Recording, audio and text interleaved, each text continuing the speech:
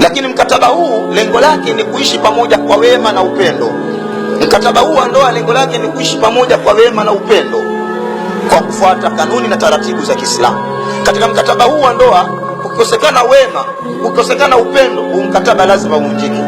Kuna tofauti ya wema na upendo. Wema ni zile shughuli ambazo kila mmoja anamsaidia mwenzake katika shughuli. Upendo ni lile neno la ndani katika moyo. Mtume sallallahu alaihi wasallam anatutafsiria maana ya upendo katika hadithi ambayo watoto wetu wanasoma katika maonyesho kwa kusema mpende ndugu yako kama unavyopenda nafsi yako. Anamaanisha ule upendo wa katika moyo, mpende ndugu yako kama unavyopenda nafsi yako. Hili alikuwa linatakiwa libebwe na wanandoa, kwamba mtu ampende mumewe au ampende mkewe kama anavyopenda nafsi yake. Haiwezekani mume amekuja amevua suruali ameitundika pale anakwenda kuoga, wewe una peksheni unaiba.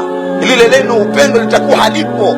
Mke mwenye anacheza kibati, mke mwenye anauza vitumbua, kuna sehemu anaweka pesa zake amana zake, wewe unakwenda unaziiba, unakwenda kufanya mambo yako, alafu unasingizia watoto. Tutasema upendo katika nyumba hiyo itakuwa hakuna.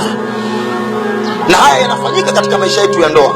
Lakini wema maana yake ni yule msaada, tunasaidiana, wema, ihsani, kwamba mimi kama mwanamume nina majukumu ya kuhakikisha mke wangu ale, alale na avae, na akiumwa apate matibabu, na kukiwa na tatizo kwenye upande wa familia yake mimi nisimame kama mume kusaidia katika familia yake. Huu ni wajibu wangu kwa sababu nimeingia katika ndoa, na yeye anajua kwamba mume wangu ana wajibu huu. Sasa wema ni yale yanofanyika zaidi ya haya tuliyozungumza. Nimerudi nyumbani mapema, nimemkuta mke wangu amepika lakini hajamaliza. Wema mimi ni kukaa kumwambia lete nyanya, lete vitunguu, kumsaidia kata kachumbari. Ndoa yenye wema wa namna hii inadumu kwa muda mrefu sana.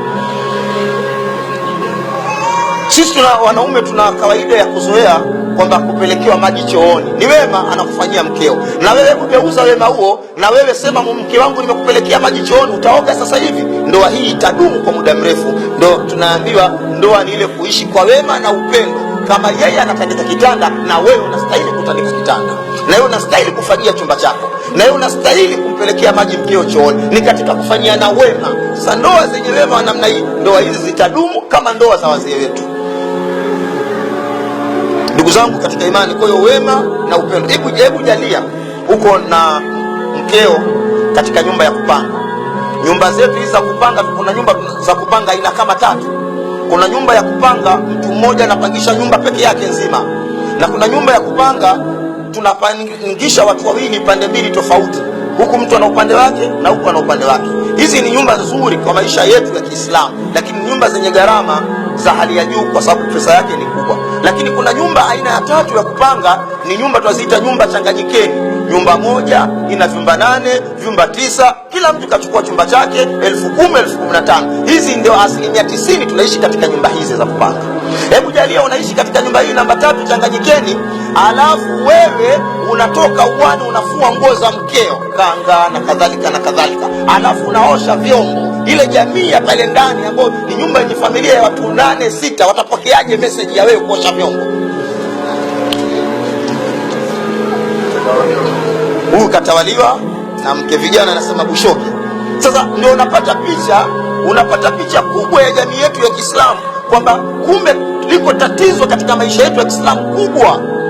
Liko tatizo kubwa, kumbe anachofanya ni katika Uislamu kumsaidia mkewe, lakini utasemwa na sio kusemwa pale, yataenea na mitaa ya jirani kwamba yule hana maana yoyote, aosha vyombo yule, msimone vile asunga ugali yule, msimone vile afua nguo za mkewe. Kumbe ni katika wema na ni katika mapenzi ya Uislamu yaliyofundishwa na Uislamu. Na nani anatarajia kupata mume wa namna hiyo leo katika maisha ya leo? Na ni nani anatarajia mwanae ataolewa na mume wa design hii? Kuna mtu mmoja anaeleza kisa katika familia yake kwamba alibahatika siku moja mama mkwe amemtembelea asubuhi, akamkuta mkwewe anafua uwani katika nyumba hii ya changanyikeni. Mwanae amekaa anapiga story na mumewe, lakini mume ndo anofua. Akaingia ndani kumwita mwanae na akamkumbusha sana, wewe ndio umeolewa juzi, mume wako afua, imekuwaje? Sema hapana baba, mama, haya ndio maisha, staili ya familia yetu tunataka tuishi. Ni kwamba hata mama mkwe pia atamgombesha mtoto wake wa kike, kwa nini kamwacha baba fulani afua? Shauri yako, ataoa mwingine, atakuongezea, umemwacha afua. Kwa sababu watu wanafikiria kwamba haya hawezi kufanya mume, ndio tunasema huu ni katika wema. Wema naweza mimi nikamfanyia mke wangu na mke akanifanyia mimi wema. Ikiwa ananipelekea maji chooni ni katika wema, na mimi nastahiki kumfanyia wema, kumpelekea mke wangu maji chooni na nikamwambia tayari kaoge. Nani anastahili kufanya hicho leo katika karne tuliyokuwa nayo, karne ambayo mtu akifanya hicho anajisi amejishusha thamani? Mimi mwanamume bwana siwezi kupeleka maji chooni. Mtu anasema mitaani, mimi mwanamume bwana siwezi kufua. Mwingine aambiwa tu aondoe zile kanga pale juani, kanga zimekauka muda mrefu zitapauka, pia hilo haliwezi. Mimi siwezi kuondoa kanga, watu wanione naondoa kanga hapo. Ni swala gumu katika maisha yetu. Kwa tunaposema ndoa, tunasema ndoa ni mkataba wa hiari baina ya muoaji na muolewaji wa kuishi pamoja kwa wema na upendo kwa kufuata taratibu na kanuni za Kiislamu. Kama tumefanikiwa kuhudhuria katika ndoa hii, katika semina hii ya ndoa, na wengine wamefanikiwa kuja mtu na mkewe, wallahi twendeni tukafanye wema, ndoa zetu zitadumu. Wallahi twendeni tukafanye wema, na wema anafanya mtu mzima. Hata umekuja kwenye ndoa, umekuja kwenye semina hii una miaka 60 na mkeo ana miaka 55, nendeni mkafanye wema, ndoa zenu mtazizaa upya, zitazaliwa upya ndoa zenu, na utajihisi umerudisha nafasi ile siku ya kwanza unaoa katika ndoa.